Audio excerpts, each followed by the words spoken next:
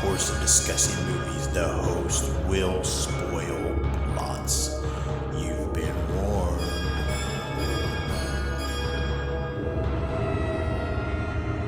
Listen to their screams.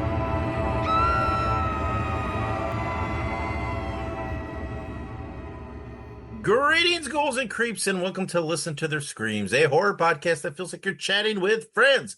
I am one of your friends today. We're joined as always by our other friend, Ike. Ike, how are you? Yeah, can't complain too much, you know what I mean? It's a beautiful day in the neighborhood, as Mr. Rogers would say. That's right. That's right. Well, today we are reviewing the movie Bleeding, which is out now on Screambox. And we also have a little bit of an altered format to today's show. We have several movies that I watched, and we'll see what Ike watched. But a couple of them we want to talk a little bit about, more than just the usual back and forth. So we're not going to do a cheesy slasher or a talk to us segment this week. So hopefully you're not too disappointed by that. So, all right. So before we dive into those, Ike, outside of these movies, is there anything you watched this week? Let's see. I believe that I'm trying to think. 'Cause I thought I did watch a movie, but I watched Happy Death Day and Happy Death Day to You. Hmm. For Kayla's birthday, she wanted to watch those. She likes those movies a lot, and we haven't seen them in a while. So, um, we have the first one on Vudu, but the second one, it's one of those. I'm assuming it's a rights thing. They just no one has it streaming, so she had to get it from the library, which is a little name drop for the library. Go check out your local library; they got good shit. Um, but yeah, so we got that one from the local library, and it's a nice little 1-2 punch for those two movies. They're a lot of fun. Man, I feel like exactly how much stuff is tied up in these weird rights issues. I mean, it's just so weird. It really is. So over it. All right. Well, then let's talk about a few things I watched, and a couple of them we're gonna discuss a little bit because we both watched them. These are some movies that people had reached out to us and asked us if we could watch. That's movies that they had either made or starred in or whatever it may be.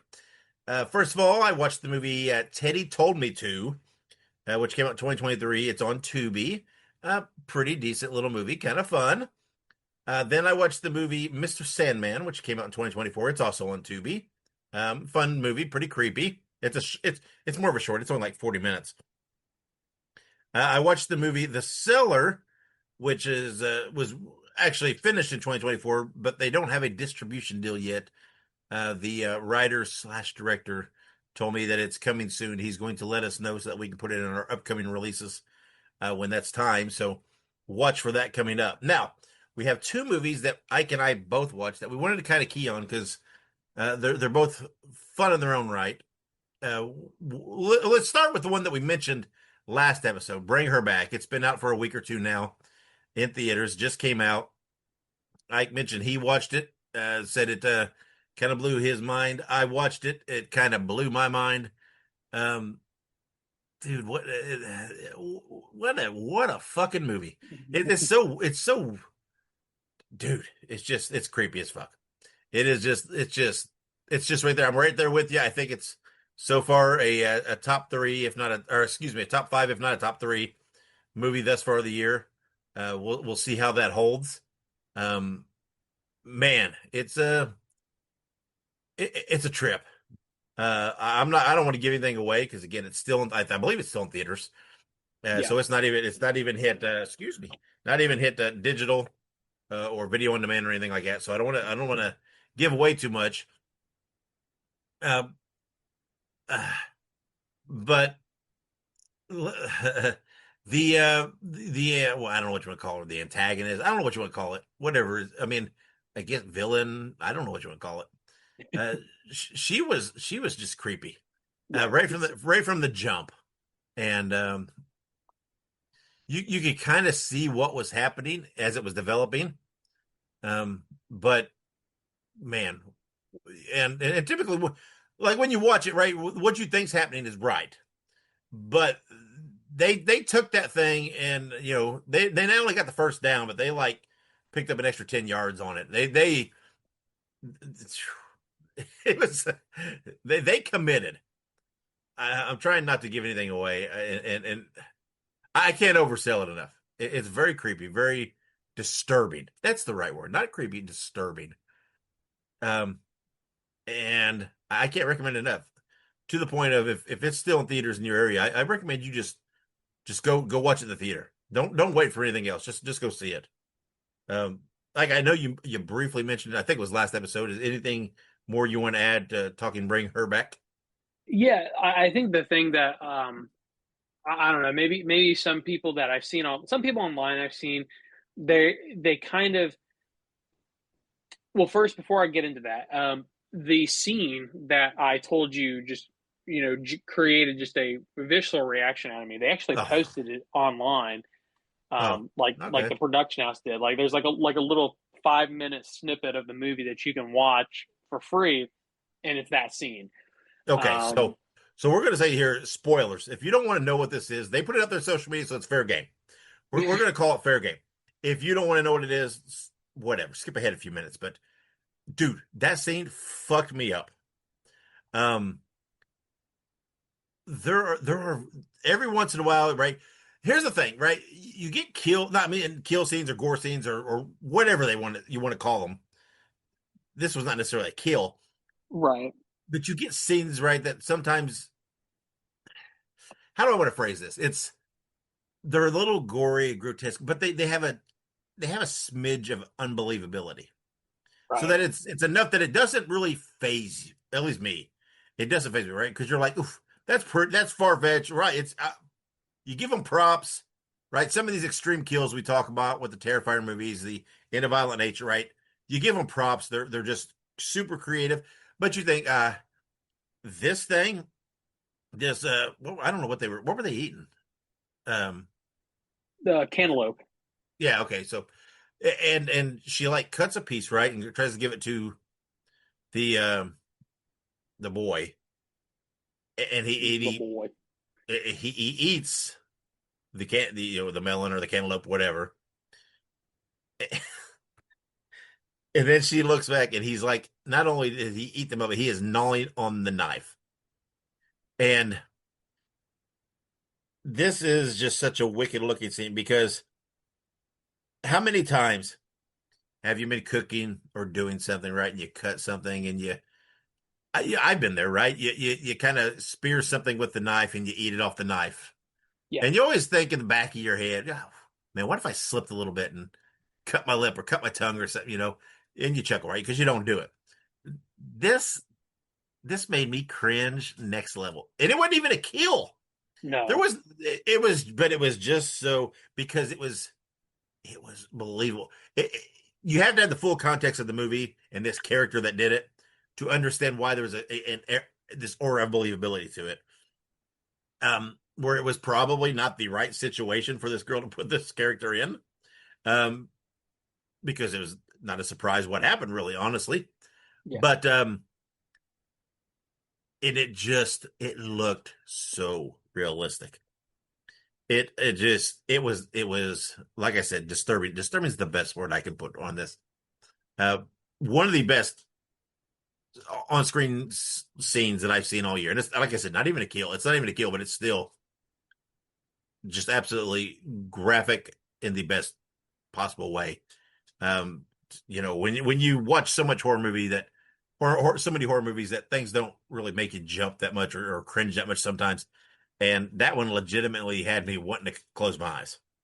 It's like Yeah. I didn't want to see anymore. So The, even if you I haven't seen was the movie, then I guess hit their social media up and you can watch that part at least. I was gonna say it is a absolutely bonkers move to put that part of the movie online. Like, I mean, that it's weird. But what I was gonna say was, the thing for me is that with that whole scene, like the knife biting, like I have like a weird thing with like my teeth, anyways.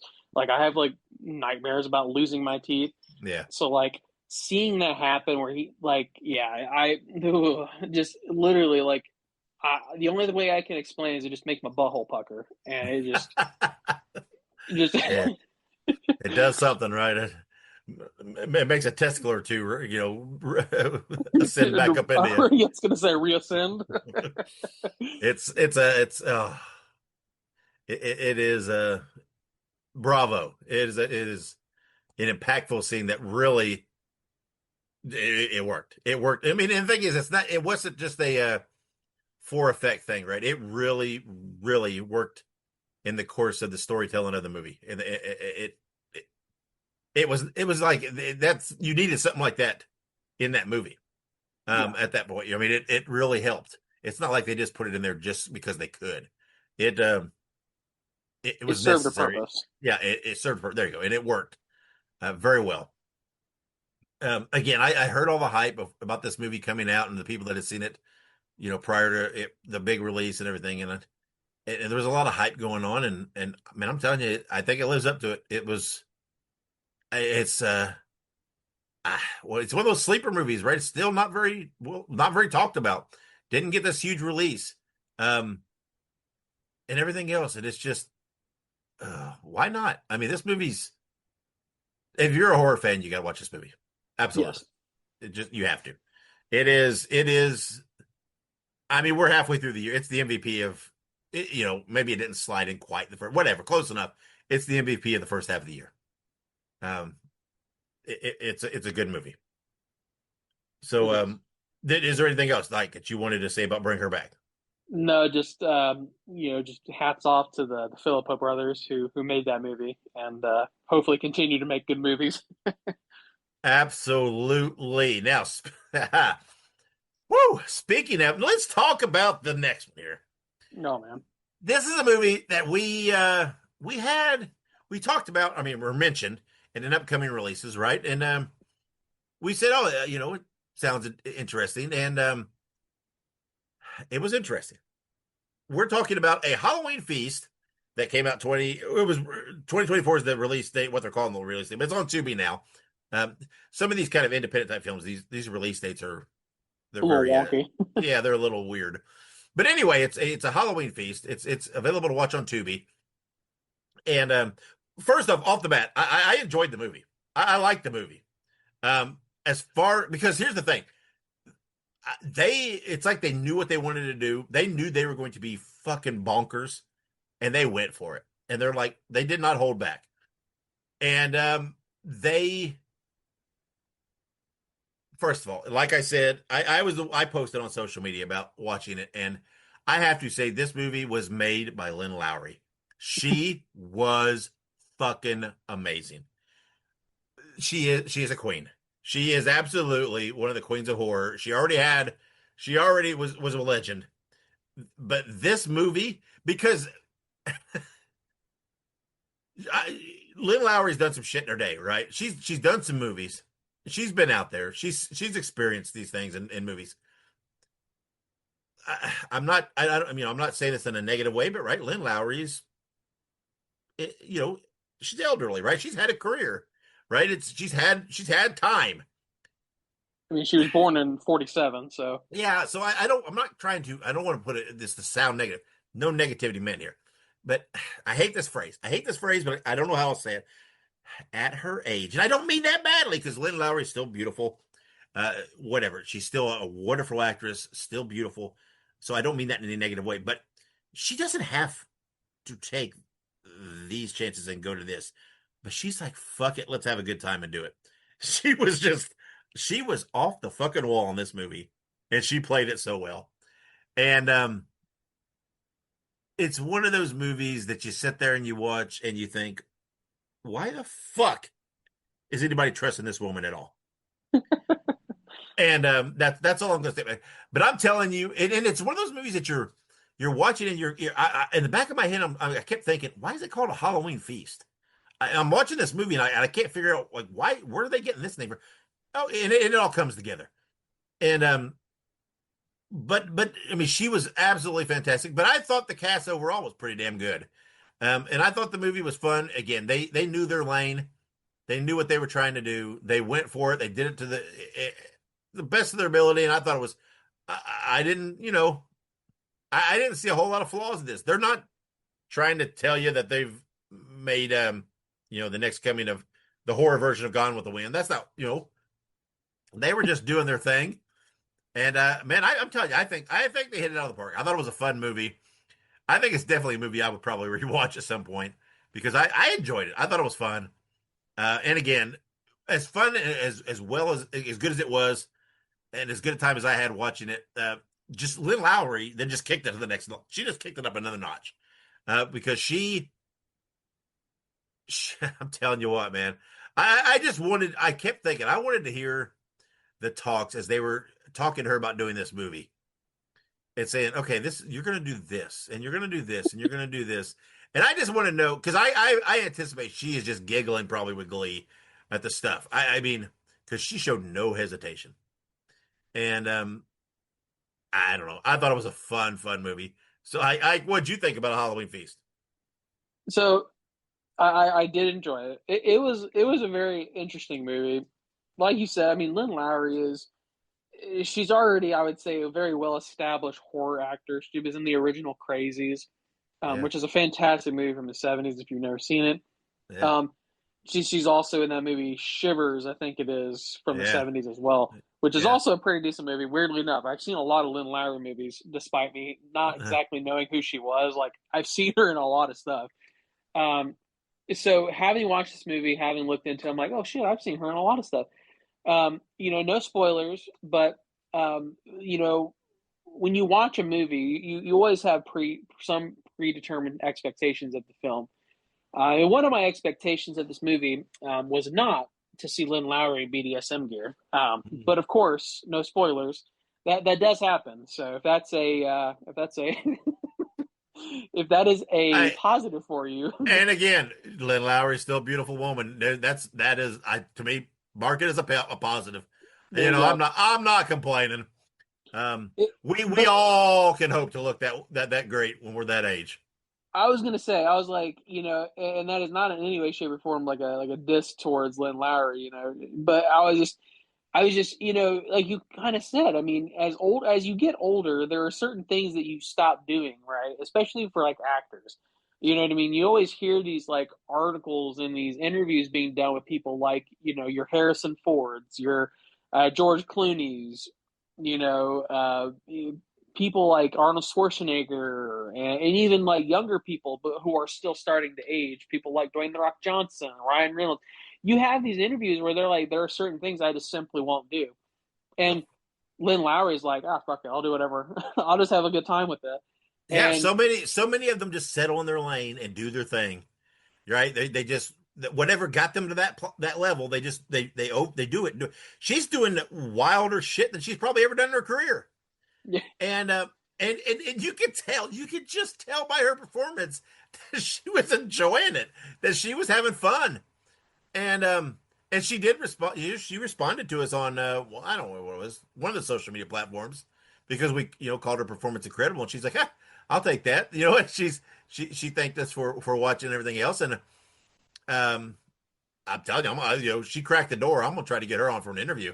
But sorry, Lynn, but you know what? You accepted contact here. We're gonna and and again, I don't want to sound like that guy because I keep I feel like shit because I keep saying something about our age. I don't want to be that guy. I'm not because I don't like that ageism in Hollywood, man. There's no reason women don't have to age out of Hollywood. There's no reason. And Lynn Lowry is showing us that right with this movie. She's showing us that fucking who cares, right? I don't have to be 20 something to look good, be beautiful, and have fun. And hats off, man. She did a good job. She's I enjoyed the movie. I thought it was fun. Um, and it made me it just it made me excited. What because Lynn Lab, man, she's still working a lot. She's yeah. still doing a lot of movies. So I'm excited. What's she gonna do next? I mean, it's just it was fun.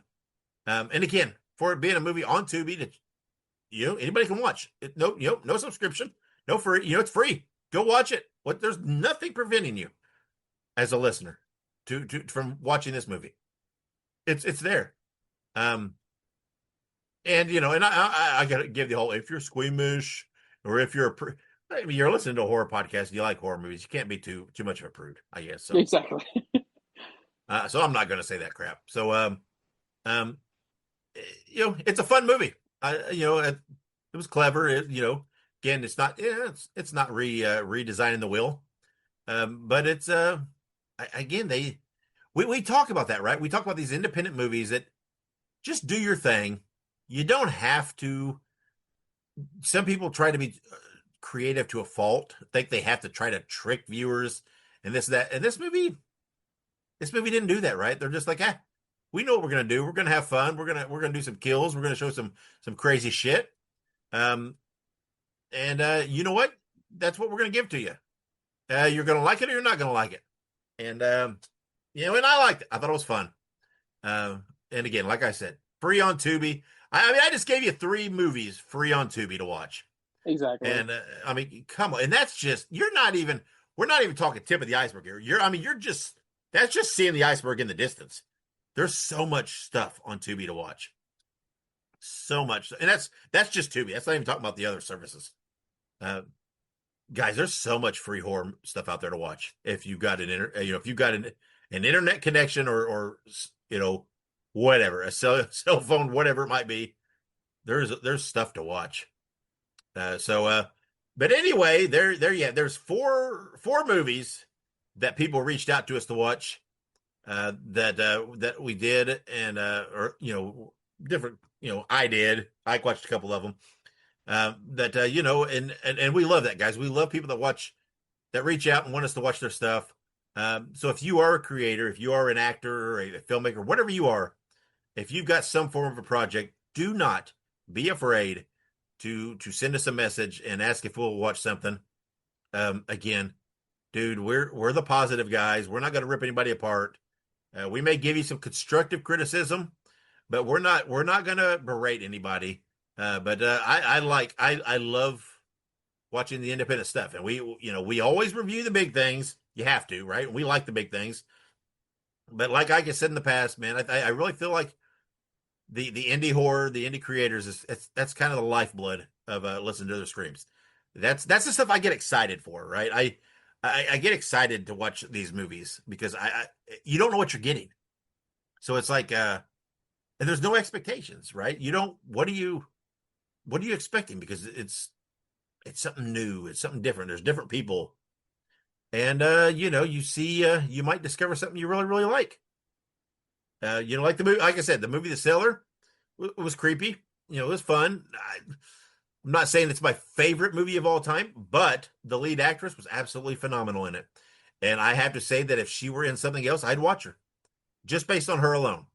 Um, there's just, I mean, it's things like that I love, right? I love discovering stuff, and so does Ike. And Oh yeah. we love supporting, independent, creators that are out there. Everybody keep in mind, man. I mean, Terrifier, Art the Clown began as an independent thing. Everything began somewhere. So again, if you've got something, reach out to us. We'll give it a watch. So all right, Ike. I think that covers everything we watched. We talked about the movies we want to watch. So let's move on to the next segment. Stump the Co-host. And it's time for Stump the Co-host. Actually, I realize we're a week late. We've been doing this on the first Thursday of the month, the first episode of each month, and for whatever reason, I flubbed it last week. We did a 7 screams. I don't know why. I guess I just whatever. We'll blame alcohol. But this week we're doing Stump the Co-host. This is where Ike and I have identical horror trivia decks. We pull 2 cards from that deck. That is a total of 4 questions. There are 2 questions per card. And Ike and I alternate asking each other questions. And we compete to see who wins for this episode. And then there is a cumulative to see who wins for the year. Now, so far for the year, we have had, 5, obviously, because it's been 5 months. So we've had 5 rounds of Stump the Co-host. Ike leads 4-1. So I've got some work to do, as I always do. Ike is the 2-time defending champion. I'm going to call it Hurry the up. luck of the draw of the cards. So, no, I'm just kidding. So, Ike, do you have your cards? Are you ready to play Stump the Co-host? I am ready. All right. Well, I'm going to put you in the driver's seat here since you are the leader, the two-time defending champion, and you know, with a head the size of Montana. I'm going to give you the first question. Your first question is: what actress plays Elizabeth in the 1980 movie The Fog? Oh boy. This has to be a pretty easy one. The Fog. I think is that Jamie Lee Curtis? That's your answer. That's my answer? That is correct. Okay. Whew. I was confusing myself. I was making it harder than it needed to be. Yes. All All right. So right. you jumped up to a 1-0 lead. As always, I'm fighting from behind It happens. All right. all Pick the time. pick a card, any card. We got which Peter Jackson film stars Michael J. Fox as a ghost hunter? What the fuck? Michael J. Fox as a ghost hunter? Yeah, man, it's a Peter Jackson film nonetheless. Yeah, well, I know Peter Jackson did a lot of shit before the Lord of the Rings stuff. I'm not. What the fuck, Michael J. Fox as a ghost? This is. I I don't have the slightest idea. No idea. Well, I no Uh, idea. No clue. I've never heard of this movie, never seen it. It's called The Frighteners. Oh, yeah, I've heard of it. I've not seen it. I didn't know that had Michael J. Fox in it. I may have Okay, to watch it. I've seen the cover. It's like a face coming through like a sheet almost. But yeah, Yeah, yeah, I've seen it. I didn't know Michael J. Fox was in that. yep, Michael J. I've never seen. Fox, Jeffrey Combs, Dee Wallace, Jake What? Busey. All right, got to watch the Frighteners now. I guess I, so. I feel like I failed as a horror podcast host. I feel like this is something that I probably should have watched. Oh boy, here we are. I'm already down 1-0. All right, your second question. The female lead in this film finds herself followed by an invisible force after sleeping with her boyfriend. Oh my God. Really? Oh, it's It Follows. Yeah, it follows. Good God. If there is not a fucking teed up question for you, that it's that. Because you fucking love It Follows. I do. One of my Jeez, favorites. fucking All God right. damn. I'm already getting disgruntled. Go ahead, give me another question. All right. Your second question is Wes Craven directed what 1991 film about two adults and a juvenile who break into a brother and sister's house and find something disturbing? 1991, two adults and a juvenile.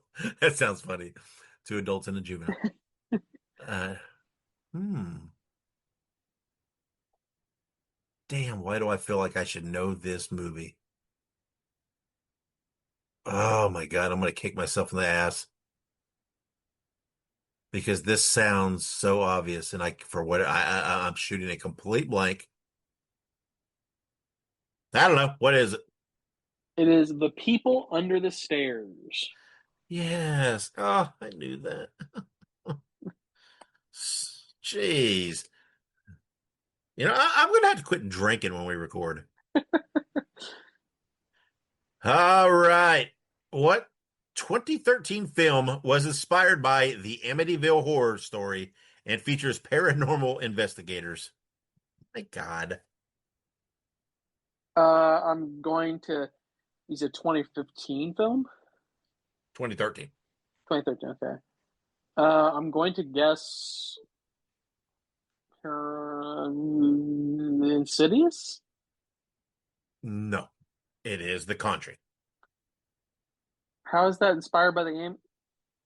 Is that inspired by the Amityville horror? I thought It that was a is. different case. No, Because I thought that. The Warrens were the investigators on the Amityville horror case.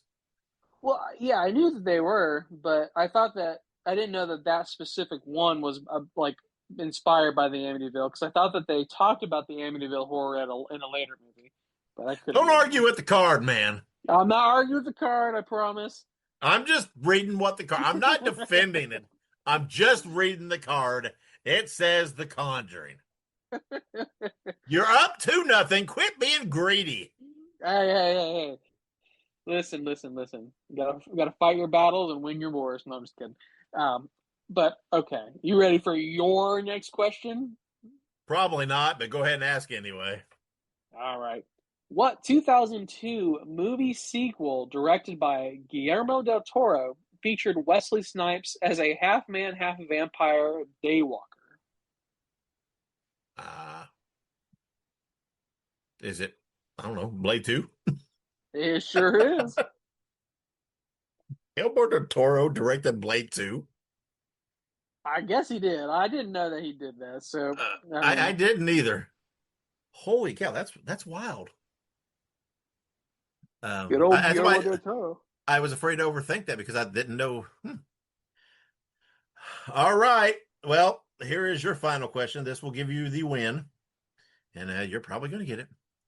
This 2014 movie involves a widowed mother who becomes worried when her son asks her to read a scary pop-up children's book. That is the Babadook. It is, indeed. All right. Go ahead and ask me my last one so I can see if it can, make it look more impressive than it really is. Absolutely. Bob Clark directed both A Christmas Story and this 1974 Christmas slasher movie. Um, hmm. Well, I'm going to guess if 74 Christmas slasher, I'm going to guess it's Black Christmas. That is correct. Huh. Interesting. So the same guy that directed A Christmas Story directed the original Black Christmas. What a trip. I was gonna say that's pretty wild. I'm gonna That have to is look like that up. hitting both ends of the spectrum there. All right. So Ike wins another round. He's now up 5-1. Yippee. So let's take a break. And when we come back, it'll be time for news, birthdays, anniversaries, and all that fun stuff. So stick around. Make sure you subscribe to Listen to Their Screams on your favorite podcast platform. Also, make sure you look us up on social media. We're on Facebook, Twitter, Instagram, Letterboxd, TikTok, and Slasher. All you have to do is look up Listen to Screams. That is Listen, the number 2 in Screams, and you can find us there. Also, make sure you go and buy yourself a Listen to Their Screams t-shirt. You can find all of our shirts at tinyurl.com/Screams Shirts.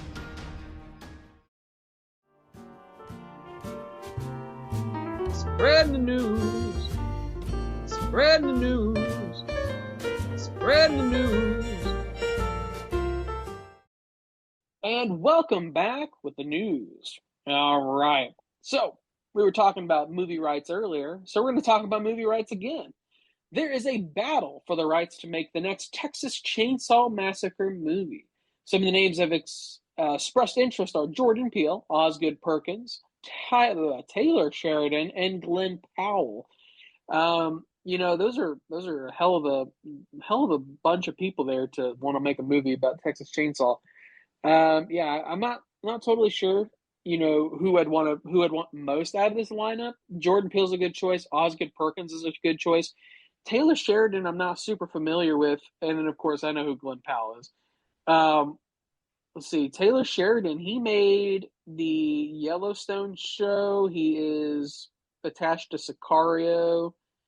I don't see any horror movies in his repertoire, so that makes me a little concerned.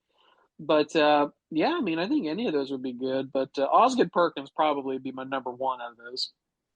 Yeah, probably. But my big question is is this just another remake? Is it a sequel, continuation?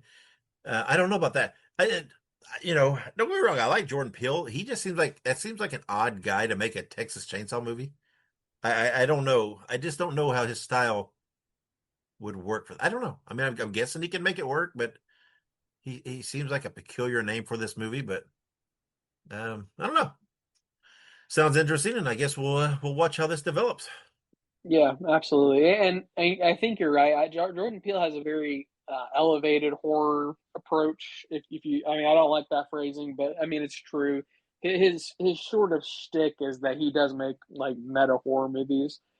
And not saying that he knew the shtick, he's very talented, but that's sort of what he's kind of approached his projects with. So I don't know how well that would translate to a Texas Chainsaw movie, but I can say the same about Osgood Perkins though, because you know his It's- sort of claim to fame is long legs, and I mean that yeah. movie's fucking weird But in a I good way. think, yeah, but I think that weird would In a work for Texas a Texas. Chainsaw, yeah, It feels like it would. But I don't know. I mean, I'm down to see any of them. I mean, I love the, I love Texas Chainsaw. So I'm down with whatever. But yeah, I don't know. Jordan Peele seems like a peculiar name. it is. But in any case, we'll check it out when it happens because we will literally watch just about anything. Um, That's right. as made evident by some of the movies that we review, aka That's Cannibal right. Cabin. That's right. That goddamn baby. That's Anyways, right. it has been announced that both Guillermo del Toro's Frankenstein and 28 years later will both be rated R.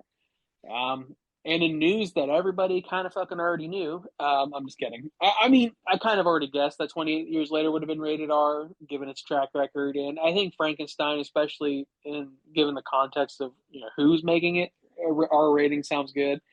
But yeah, so I'm not surprised by either of these, but I am excited by it. Yeah, me too. I mean, it's not, it was expected, but it's nice to get a confirmation. Yeah, absolutely. Always good to have confirmation. But all right. Moving on now to our last little bit of news. Maw 2 is now in development by Bloomhouse, and it has been announced that Octavia Spencer will return. I love the first Maw movie. I love Octavia Spencer. So Mm. if they just want to keep pumping these bad boys out, I will watch them. I watch them and rewatch them. Maw's a sort of an underrated little gem from the 2010s. Yeah, I think so too. And then it does raise the question for me though, if Octavia Spencer was not in the movie, is there really a Maul 2? I mean, I don't know. I mean, how would that work?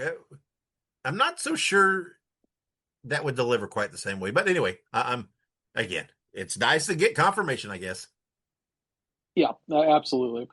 But very good. We'll keep an eye for that for more information to come.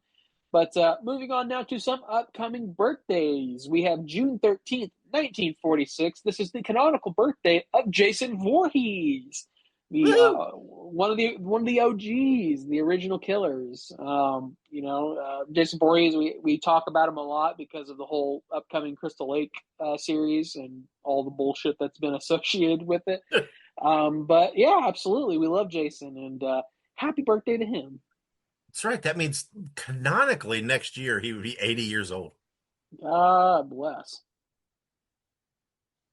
I can't say he looks good for 80, or for 79, but I was gonna say he's looking a little rough around the edges. he, The he's fact that he's a no zombie. he's not aging like a Lynn Lowry, but he's whatever.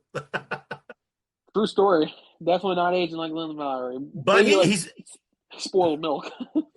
he's been through some stuff. True. He's been to space. All that good But shit. So but I mean, technically, does your age reset when you're like killed then brought back? I mean, I don't think I don't think it resets. I think it either pauses with reanimation or perhaps with the concept of like the body like being necrotic and like eroding. Maybe that just counts towards it. I don't know. well, he might be 79, but he looks like 179. So True. in some of the movies, so I think we're overthinking this, but that's what horror fans do. That's right. But in any case, happy birthday, Mr. Voorhees. And we're going to move on now to June 14th, 1994. Lauren Lavera, who plays Sienna in the Terrifier franchise. Lauren Yeah, Lavera, she's done other stuff, of course, but I mean, come on. yeah, That is our Sienna. She's fantastic in that role, and I cannot wait to see what she does in chapter 4 of the Terrifier right. franchise. That's right. She is one of the modern greats, right? We talk about the Lynn Lowrys and the Jamie Lee Curtises and all these people we've mentioned, and I very much see her as one of the modern version of these women that are prominent and helping to carry horror on their backs. She's phenomenal. Absolutely. So happy birthday to Lauren.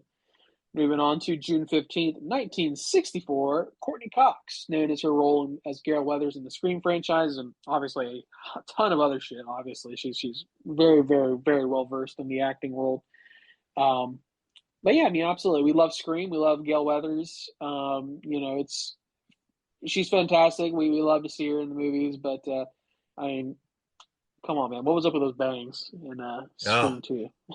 yeah. Is that so? What's the next one? Seven. When seven drop, will Gail Weathers be the only role that has been in all seven? I think so because Dewey died in one of the what was this, five in this Yeah, case? because Yeah, I don't think Dewey was in six, right? And Sydney wasn't in six. yeah. Um, so yeah, I think. Wow. I mean, I guess she's the backbone, right? I'm guessing so. I guess she's gonna die. I So, still feel like Gail but Weathers has always been the catalyst, though, right? Because she's always writing the book on it, or doing this, or reporting on. She's, I don't know. There's something fishy with Gail Weathers. something's fishy with Gail Weathers. There's some stormy waters with Gail And Weathers. it's So it's not just the bangs, although those are peculiar. they certainly are. Oh Lord. But all right, good stuff. We'll see what happens this next one. I think she's gonna die pretty soon, but we'll see what happens. Not She's not Courtney the Cox, the character. Jeez. she's the only one that's not. I mean, we thought there in that last one a little bit, but nope, she made it through. Either her or the OG. What's her name? I've already forgotten it. Sydney, Yeah, Sydney Prescott. It's either her or Gail. I think one of them's gonna die. I mean, truthfully, you can't but kill Sydney. Come on, no, don't kill Sydney. can't kill the original Final Girl. But I think you're I gonna don't kill think so. the I think Gail I think Weathers. I think Gail could. Yeah, I don't know. We'll see. But good stuff. Happy birthday to Courtney. And we're going to move on to June 16th, 1955. Laurie Metcalf, who plays Billy Loomis's mom in Scream 2. She is also Sheldon's mother in The Big Bang Theory. Hmm. Um, She's you also know, in Roseanne and the Connors. she is.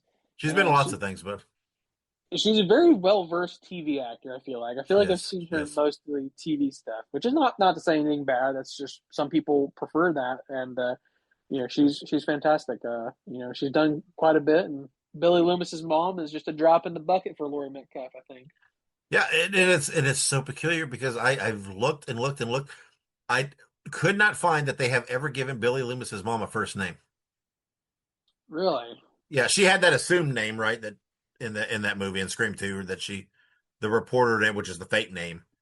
But they just called her Mrs. Loomis, and I didn't nowhere did I find that she ever had a first name. It's weird. interesting. So I don't know. I mean, if it's out there, not like I dug for days, but if it's out there, I didn't find it. I was gonna say it's. You're like, I can't say for sure, but I didn't do too much research. But I think we're pretty much on track. But I think you're right. I think I've seen that criticism before that she's never been given like an actual name. Just been referred to as Billy Loomis's mother or her pseudonym that she used when she was in the movie. So, in any case, happy birthday to Lori. Moving on to our last birthday, we have June 17th, 1966. We have Jason Patrick, who is Michael in Lost Boys, and Michael Shaw in Terrifier 3. Michael Shaw, of course, being Sienna's father and in that flashback scene. And, Yes, had he. no Go ahead. fucking idea until this doing these notes. No fucking idea that was Jason Patrick, and it blew my mind to know that was Jason Patrick in Terrifier 3. Because to me, Jason Patrick's always been Michael from the Lost Boys. That's just the role I always know him from. And so when I was looking to see, has he done any other horror stuff? And it just knocked me silly that he was in Terrifier 3. I could not believe it. It was pretty cool. It's pretty funky because you think about it and you're like, wow, that's such a random jump, and not to mention the character that he plays is so mysterious. We've not seen him at any point in the two movies that he's mentioned, and then you're like, oh hey, there he is. And he's such an important character too. It just makes it all the weirder, doesn't it? I mean, one would think that he would be in Terrifier 4 since we're getting Art's backstory and a little more, maybe a little more, of the history and the backstory of it all. You would think maybe we'll see him again, but who knows? Yep. Well, it's have to see because I mean, surely, I mean, they already said that we're going to have Art's backstory in the first 15 minutes. So hopefully, we'll get some other backstory or some other explanation at some juncture, any Yeah, exposition at all, it's just a like, drop. what the hell are they going to do in the other hour 45? I mean, it's like, that just boggles my mind of what we're in for. Oof, can't think about it. I'll drive myself mad. True. But in any case, we'll look and see, and hopefully in the Terrifier 4, we'll see Jason Patrick again. So moving on now to our upcoming movie anniversaries, June 12th, 1968, Rosemary's Baby.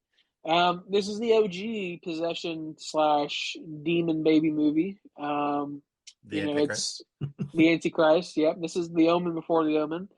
And yeah, I mean, Rosemary's Babies is pretty iconic. I'd say I think it ages pretty well, given the context of the movie. Yeah, We had Apartment 7A, I think it was, which yeah, was yeah, the prequel, which was really nice. yeah. But I'd like to see them do something with Rosemary's Baby, like in a modern context. I feel like that'd be pretty cool. Yeah, I mean, I'm glad they dipped back for that apartment thing. It's like, they've hit up every other franchise and done things with, and I don't mean that in a negative way. I'm just saying, right? They hit all these. And, yeah, why not? I mean, Rosemary's Baby's an iconic movie. It's one of those things that's kind of crossed into pop culture, right?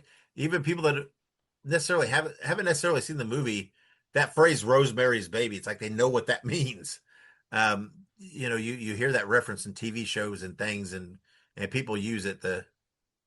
It's like and people know what that means now.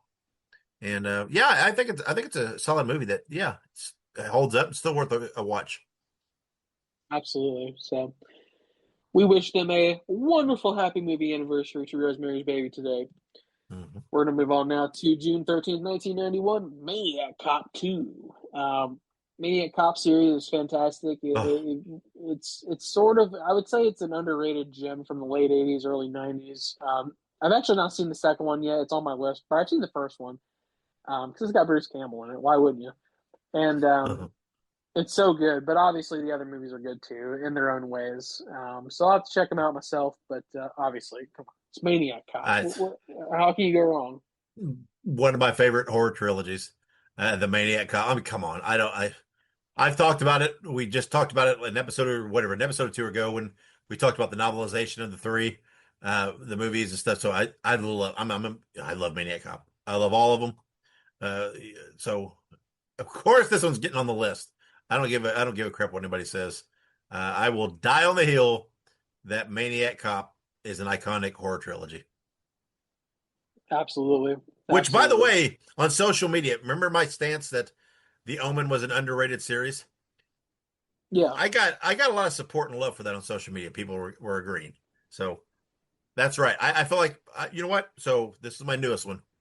I think Maniac Cop 3 or Maniac Cop the trilogy very underappreciated and should be just very much talked about more. And I don't know what's out there, but my God, if somebody would make me some Maniac Cop figures, I would be happier than hell. well, there you go. If anybody's gonna make those, hit them up. Tell me I'm that shit's not toyetic. no, it's very much. I'm very surprised that Ah, they don't have like action figures and stuff like that for it. and they may. I don't know. I've never looked at. Surprisingly, I've never looked into it. Nika or someone may have done it at some point, but you would feel like there'd be more out there. You get some obscure figures for some obscure movies, um, so you would think there would be a little more Maniac Cop stuff. I might have to dig into that. I've never really looked, but so I don't know what's out there. But I watch a lot of stuff about action figures and see a lot of stuff, and I don't recall seeing stuff. That I mean, it's not out there, but someone point me in the direction if there are, because I gotta have them. Wild. Well, we'll have to check that out and see if we can get somebody to make some action figures on Etsy or something. I'm sure somebody can.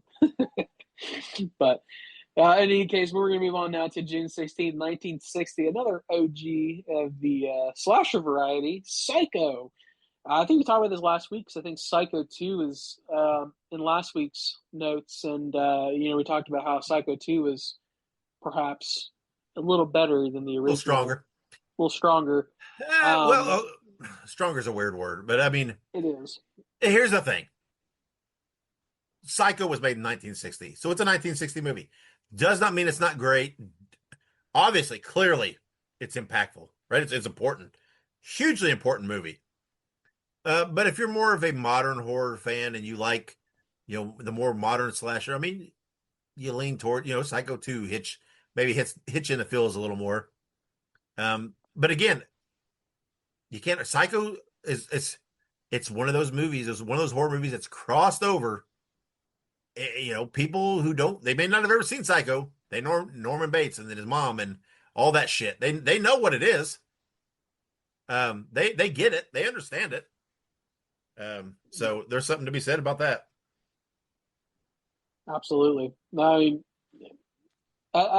we could talk about this all day because, I mean, Psycho, and we kind of talked about last week too, but it's like Psycho has like that like historical aspect to it, but it's like I feel like it just kind of rides off the curtails of being historical and the first of its kind. So, but in any case, we won't talk about it any further, or else we will talk about it forever. I mean, it does have So, Anthony Perkins in it, so I mean that's also a plus. I true. mean, that's. I mean, I'm not understating the importance of Psycho, and I love Psycho. Don't get me wrong. But I understand. It's a 1960s movie, and some people may not. Some people can't understand, right? I'm not. I don't mean this in a negative way, but some people can't view something through the historical goggles, and they may not enjoy it, and that's okay.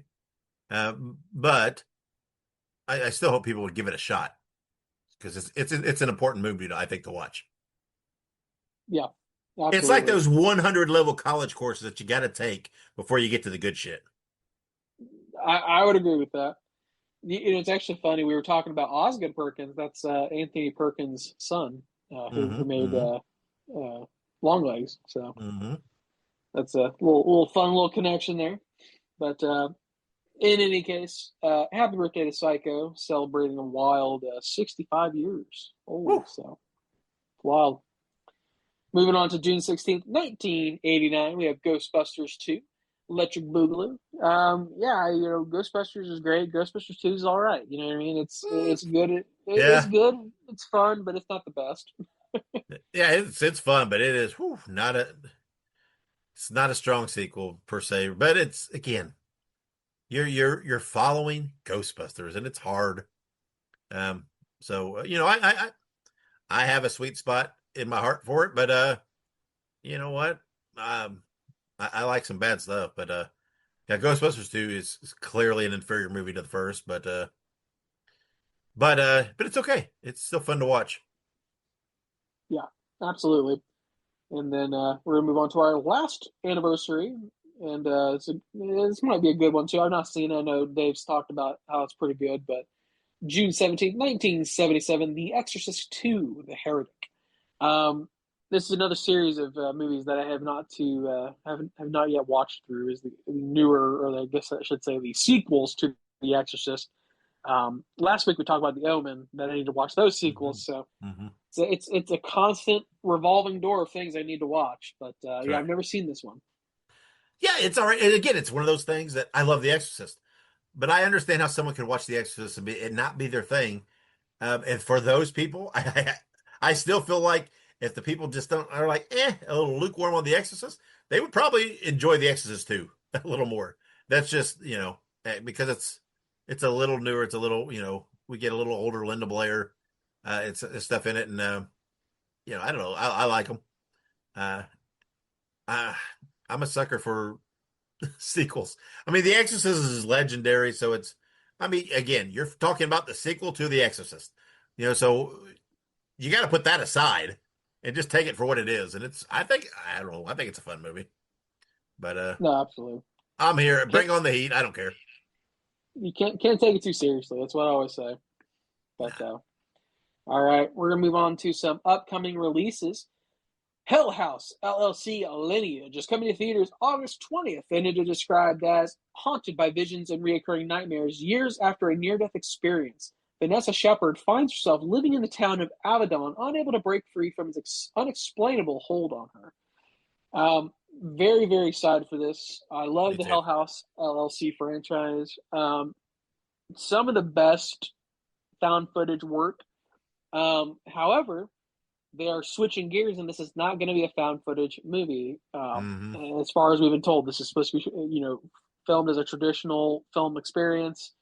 So I'm very interested to see how that plays out, given the context of the other films. But yeah, I'm very stoked for this. This is exciting. I very much look forward to seeing this and what they want to, well, how they want to do it. Because, like we said, it's weird to me. I think it would be easier to go from like a standard film to a found footage, right? Hmm. There's plenty Yep. of reasons why you would make that leap, but Yeah. it's interesting to me that they're going from found footage to legit, like, lights, camera, action. Yeah, it is peculiar, and I believe I could be wrong. I think this is also the first theatrical release they've had, and I don't know. I mean, I'm excited. I want to see it, but it does make me a little nervous. It's like I don't know. I feel like the things that I like about Hell House, it's like they're not there, right? It's not found footage. So I'm like, oh, what are they going to do? Is that going to work? But I'm going to give them the benefit of the doubt. I want to see it, and it does raise the question: who would ever move to a town called Abaddon? That just sounds. That's I'm pretty sure that's a demonic name. Yeah, it's the name of a demon, I believe. I mean, I think that's the Yeah, name I of think so. the redhead demon in Supernatural. That's right. I think you just. Oh, that's right. It is. But I think there's an actual. I mean, I think that goes. I mean, it's like just don't do that. I mean, I'm not going to move to like Lucifer, Idaho. I mean, it's just not going to happen. First of all, it's Idaho, but I mean, sorry for all the potato people out there. So weirdly, no, I just googled it. So it depends on who you ask, but Abaddon is the Hebrew word for destruction or doom. In the Bible, it is used to refer to a place of destruction. Um, it is also referred to as the angel of the abyss. So Yeah, I'm just not moving to a town called that. And I'm not either. It's a yeah, little what's the word? A little ominous, if you ask me. yeah, there is a professional. There's a professional wrestler named Abaddon. Um, Yeah. although I mean, whew, come on, what's her name? Elena Huffman, who plays Abaddon on Supernatural. I mean, come on, that's she's hot, uh, but yeah, I'm not moving to a town called Abaddon. I'm just not going to do it. That's just I feel like you're pushing your luck there. Yep. Asking for trouble, I think. So, That's right. You're there's something bound. Shit's going to go down. amen. I'm just you know I'm afraid. Very good. But all right, moving on to our last upcoming release, we have Best Wishes to All is coming to Shudder on June 13th. The Japanese horror movie is described as a young woman visits her grandparents on a break from university. While she's there, she discovers a dark secret about them and potentially herself. We will be reviewing this movie next episode. Um, yeah, I'm always down for a good foreign film. Japanese movies and the such are typically very extraordinarily well done. Hmm. Um, I find that Japanese horror it sometimes steps into different realms that we do, but just because there's a cultural difference. Um, and it's not a bad thing, obviously. It's just to say that they find different things scary than we do.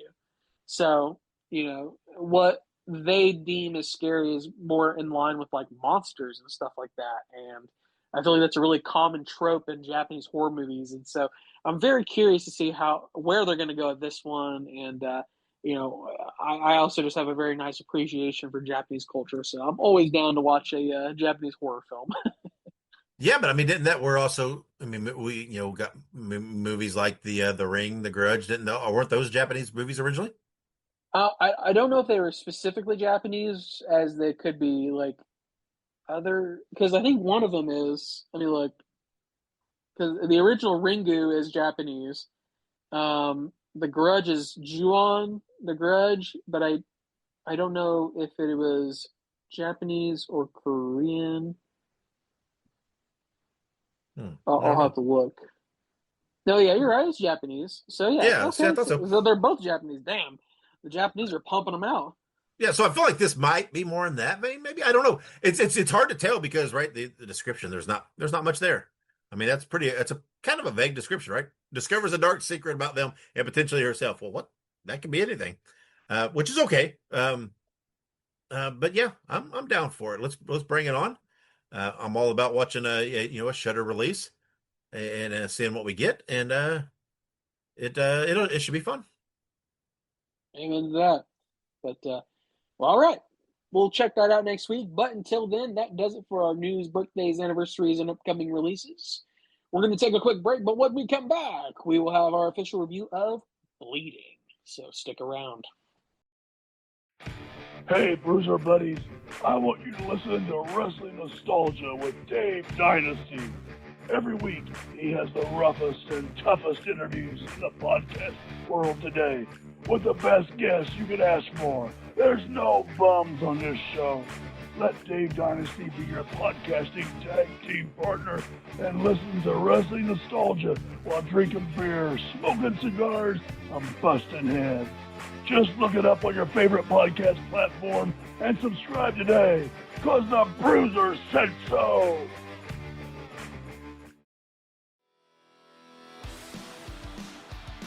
Hey ho, everybody.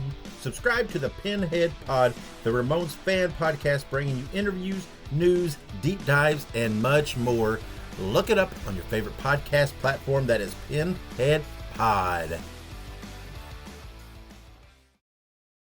All right, and we're back on Listen to Their Screams. It is review time, and we are reviewing the movie Bleeding, written and directed by Andrew Bell, starring John R. Howler, Jasper Jones, Tori Wong, and others. The movie is described as, in a world where vampire blood is harvested as a drug, two desperate teenagers on the run from a vicious dealer break into an empty house and find a sleeping girl locked inside. This movie is now available to watch on Screenbox. I don't sense a whole in-depth, really big review here. Because here's the thing. I'll give a little bit here because there's not much for me to say. I was a little let down by this movie. When the description came across, I thought, "Ooh, that sounds very creative." I thought that's clever, right? Vampire blood is a drug, and I don't know. When I watched the movie, I thought, "Man, that's such a minor part of the movie." It really didn't. I mean, it was more. I don't know. It just. I don't. Honest to goodness, I don't even know if I really would define this as a horror movie. There was nothing scary about it. It was more of a thriller. Yeah. And not that thrilling, honestly. I mean, I'm sorry. You know, again, the cast was good. They were all strong. Performances were fine, but just it's not my movie. It was. I thought. Again, I got to be blunt. I don't want to be the negative guy, but it's just a bit boring to me, and not at all a horror movie. I mean, I'm sorry. You can't just put vampires in a movie in this capacity and it make it a horror because the vampires were really, I don't know, they weren't a threat to this per se.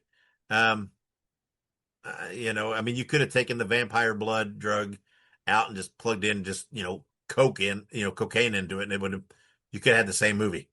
I don't know. It was just I was very disappointed because I don't know, I had high hopes because again that description it sounds very clever. And it's almost like you watch a trailer and it gets you hyped and you go and it's like the trailer was the best part for you. And there's not much else there. I was let down. I was disappointed. Sorry. Just again, I got to be frank. It's not a movie for me. It was a little boring, a little disappointing. Honestly, I don't know. Don't even feel like it really is a kind of movie that kind of belongs on Screenbox. I just don't feel like it's there. So I mean, that's all I got to say. There's not much else to say about the movie. For me, I hyped it a little more than in my head. I was very, very disappointed. So, Ike, what do you think? Yeah, I think the really I think for me, I'm trying to think of how to word this properly. For me, the big thing about this movie is that you have these vampires that exist in this world, and they pose essentially no threat to anybody.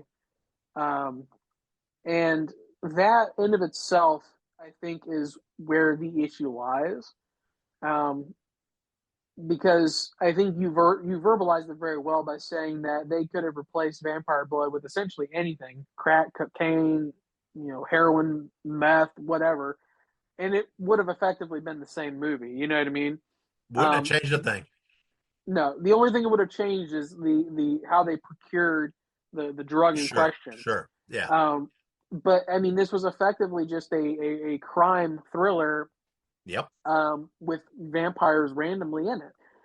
So my issue is that there is no existential threat from vampires. Vampires are effectively a an allegory for like maybe like a protected class that's commonly abused in society, perhaps, or an unprotected class in society that's abused, perhaps. You might be able to draw that conclusion that this is perhaps a community that needs protected. Maybe, I don't know, because They they didn't don't really cover a have lot of it. Yeah, they they didn't. didn't. It's not like the vampires are attacking humans. You know what I mean? We didn't really see that. We didn't see an unprovoked attack on a human, right? And that's kind of what you want to see from a vampire, right? You want an excuse to perhaps hate the vampire, but you don't really see much about that. You don't see any interactions between vampires and humans.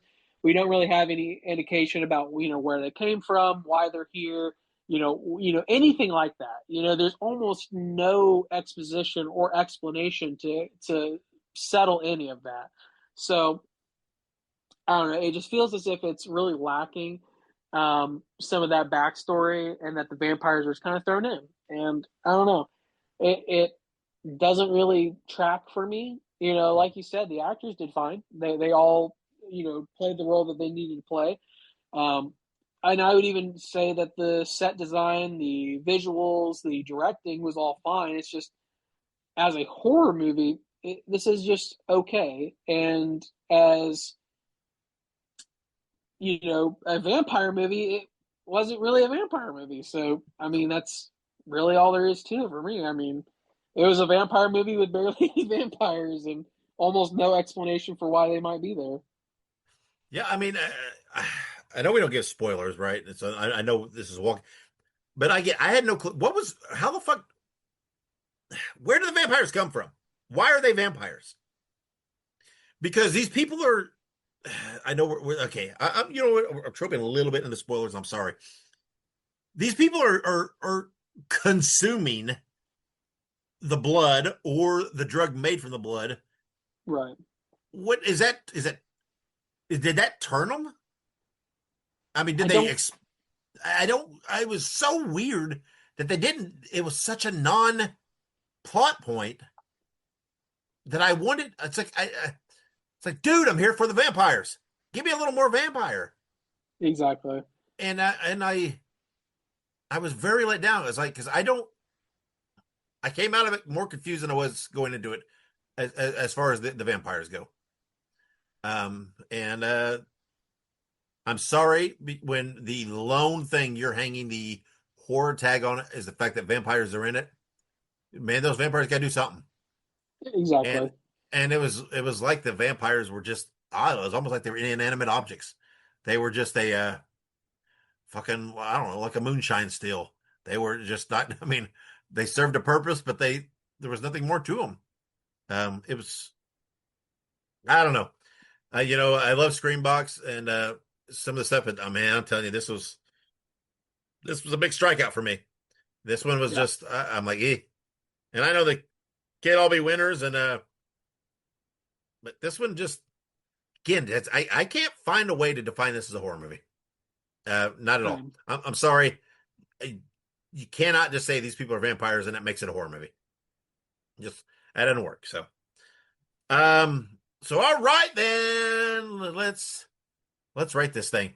Uh, man, I'm digging deep again. You know what? This is again it's not a reflection of the performance of those involved because all that was fine, but there's just that didn't save this for me as far as a movie. And again, I'm sorry, even if you took the vampires out and made it just a thriller, I don't feel like it's that strong. because I don't feel like there was even enough there for that. Um, I just don't. I don't know.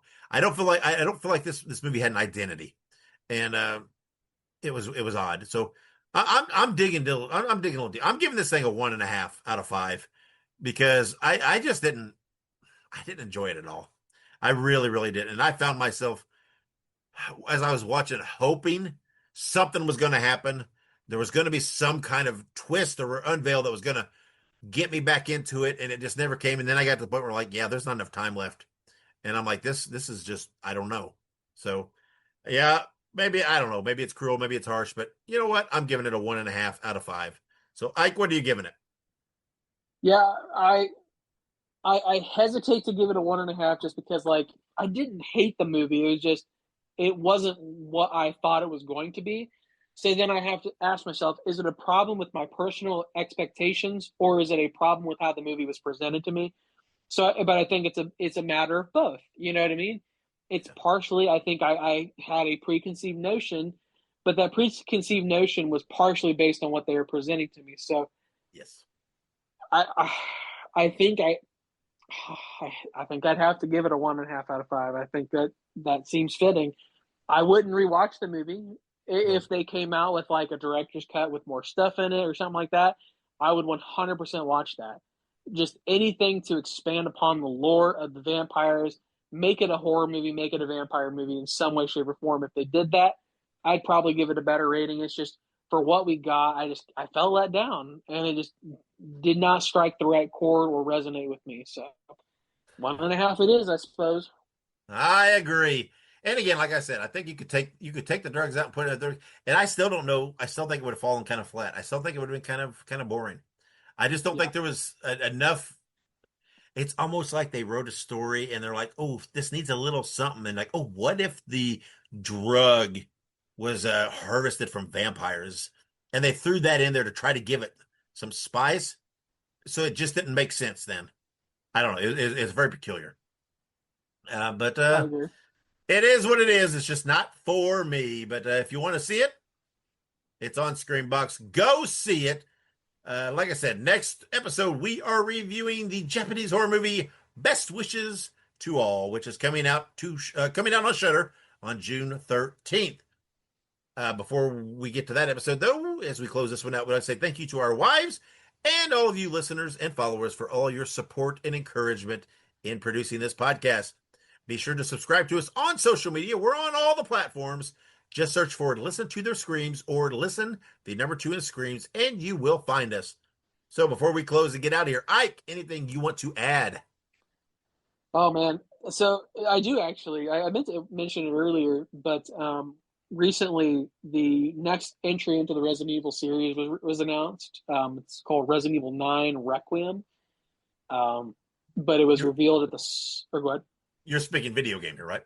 Yes, the video game. But they released it at the Summer Games Fest, and it's going to be out next February, I believe. So that's pretty exciting. And yeah, I'm just a huge fan of Resident Evil, and I think next year is going to be a really good year for Resident Evil because the rumor is that we're going to get this game. There's already a remake in the works that's going to release in the summer, and then we have the new Resident Evil movie coming out late 2026, supposedly from the Barbarian director. So that's next year's going to be a hell of a year for Resident Evil if the rumors and the leaks are true. Which I mean, it's and also they're supposedly supposed to be remastering a couple of the games and putting them on modern consoles, which would be interesting as well. So yeah, I just had to mention that because I'm super stoked for it. I love Resident Evil. That's that shit. Just love it. Yeah, we also forgot to mention the something we discussed, but the Terrifier, the arcade game, Yeah, um, is we're down the home stretch. That's coming out apparently in October. And for those of you who have PlayStation 5, apparently there is a demo version out there that you can download off the what it's called, the PlayStation Store, I guess. I'm not sure. I'm not a PlayStation guy. And play. Unfortunately, it's not out there for the Xbox or Switch, the two consoles I have.